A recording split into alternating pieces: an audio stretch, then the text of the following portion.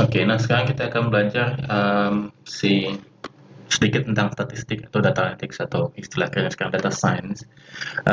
Sekarang kita belajar dasar-dasar statistik dulu. Kita akan gunakan data makanan.xlx. Ini yang ada di ini saya di dalam di lokasi di mana saya nyimpan file Jupyter Notebook ini. Tapi kalau kita mau lihat, kita kurang lebih sini. Kita ada meal, breakfast, snack pagi, lunch, dinner, snack sore, snack malam. Nah, kan late snack. Kemudian adalah jumlah apa namanya jenis-jenis yang dimakan untuk setiap meal time. Kemudian kita kategorisasikan ini honey contohnya adalah gula, kalorinya 21, fatnya 0, karbohidrat 0, kemudian protein 0. Ini kurang lebih seperti itu ya. Jadi ada 1, 2, 3, 4, 5, 6, 7 kolom sampai ya 304 data. Jadi kalau kita ambil atau saya import lah si data ini. Kemudian kalau kita periksa, kita tinggal ini aja print, kan kita kita kasih nama dataset sama dengan panda.readExcel. Jadi kita read Excel, kita kasih judulnya, kemudian kita kasih nama dari dataset, kemudian kita print dataset. Kalau kita print dataset, kurang seperti ini.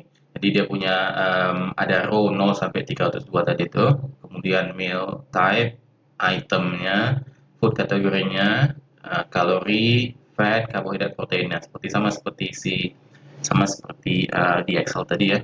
Nah, kalau kita mau melihat overview-nya saja di bagian atas, ini yang ketiga atas nih. Nah, jadi kalau kita data head, dia akan mengambil 5 data teratas. Ini head, ini tail katanya. Jadi kita head. Nah, kalau seperti itu. Ya kita ambil kayak saya ambil yang tail dataset ada. Ini yang terakhir nih. Yang 298 sampai 302 tuh. 298 sampai 302 yang terakhir nih. Nah, kalau kita mau lihat dataset untuk food kategori di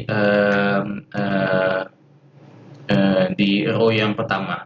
Row yang pertama ya ini si honey. Ini kan row pertama nih 0. Nah, honey kan food kategorinya adalah gula harusnya. Jadi kalau kita buat ini gula. Makanya keluar gula. Kemudian dataset untuk lokasi yang si row pertama, row 0, kan? Berarti dia ada mealnya breakfast, kemudian itemnya honey, food kategorinya sugar dan selanjutnya ya. Jadi kalau kita log 0 sekian. Jadi kalau kita misalnya log 302 contohnya kan, jadi supaya kelihatan 302, kita ambil yang ini, si late snack, cappuccino segala macam. Nah, itu. Kalau kita bilang saya mau dataset titik sampel 10, nah dia akan ambil rasanya random. Nah, kemudian data tail 10 tadi ini 10 tail di bawah. Nah, ini yang akan ambil 32 sampai 293. Ini tadi tahu kalau kita ambil tail tanpa kasih tahu angkanya, dia akan ambil 5 aja. Kemudian kalau kita pakai dataset info, dia akan kasih tahu infonya seperti apa. Contohnya misalnya meal ada 33 item non nol semua. Kemudian objek yang ini integer. Kalori, fat, karbohidrat, protein adalah integer karena dia tidak ada decimal point 42. Kalau dia float dia akan 42,0 atau 0,0, 6,0, 4,0. Tapi karena ini dia tidak ada decimal, dia akan ambil sebagai integer, memorinya sekian. Kalau kita ambil dataset meal, kita akan hitung berapa banyak yang berbeda kan, kita ada dinner, snack segala macam. Kita akan hitung.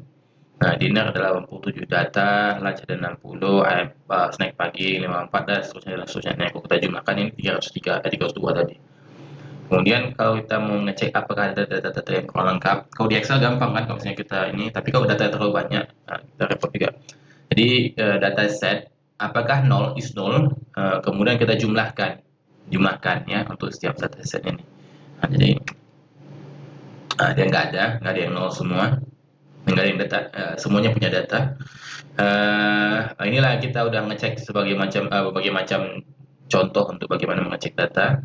Kemudian kalau kita mau bikin analisis sederhana, kayak kita mau bikin histogram yang saya buat di sini. Nah, kita buat bikin seperti ini, dataset, kemudian titik histogram, binsnya ada 10, kemudian fixed size ukuran ini ya. Kalau kita mau bikin bins 20, atau contohnya, dia akan ambil semua dataset ini berdasarkan yang paling kiri tadi itulah si mil. Kalori yang berdasarkan angka, yang ada angkanya kan, karena ini kan histogram berdasarkan angka. Jadi yang ada angkanya kalori, fat, karbohidrat, protein saja. Nah, ini lebih semua skewed ke 0 untuk karbohidrat dan kalori, fat juga sama, protein yang enggak tersebar merata. Nah, bisa kelihatan kan ya, ininya. Kemudian kalau kita mau bikin scatter dalam bentuk matrix, nah ini contohnya seperti ini.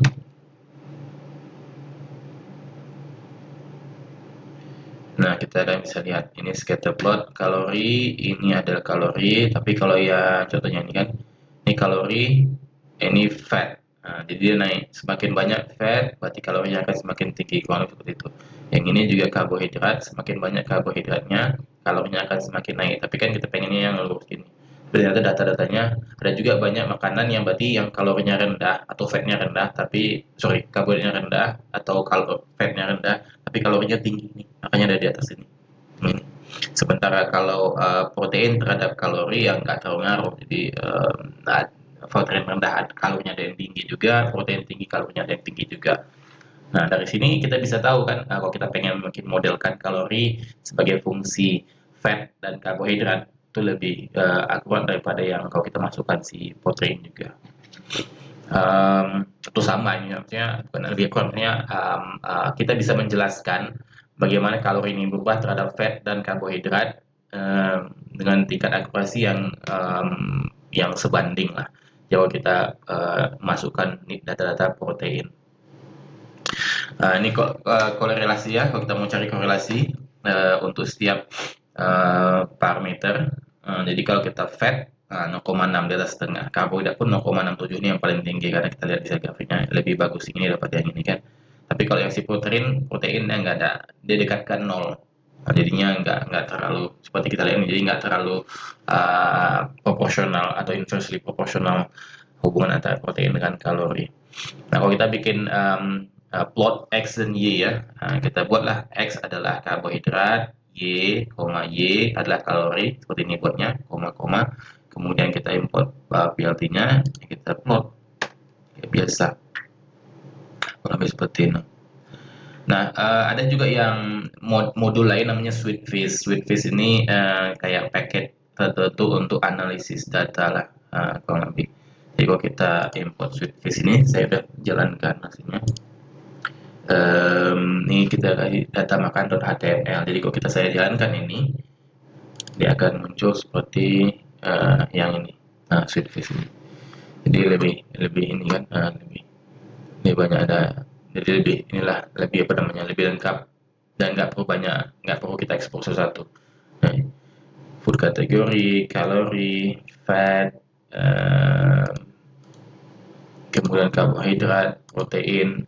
Nah, jadi dia ada ini, dia korelasi ini.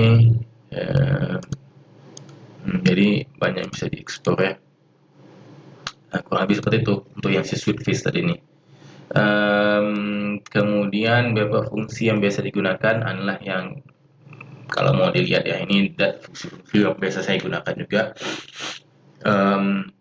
Kalau kita mau pilih kolom yang hanya berisi angka, ini sudah sama tadi sama dengan korelasi tadi ini, yang ini. Korelasi yang ini dataset.core, samakannya dataset.core juga. X adalah dataset.core. Kemudian kalau kita pengen bikin heat matrixnya, nah kita bikin juga ya.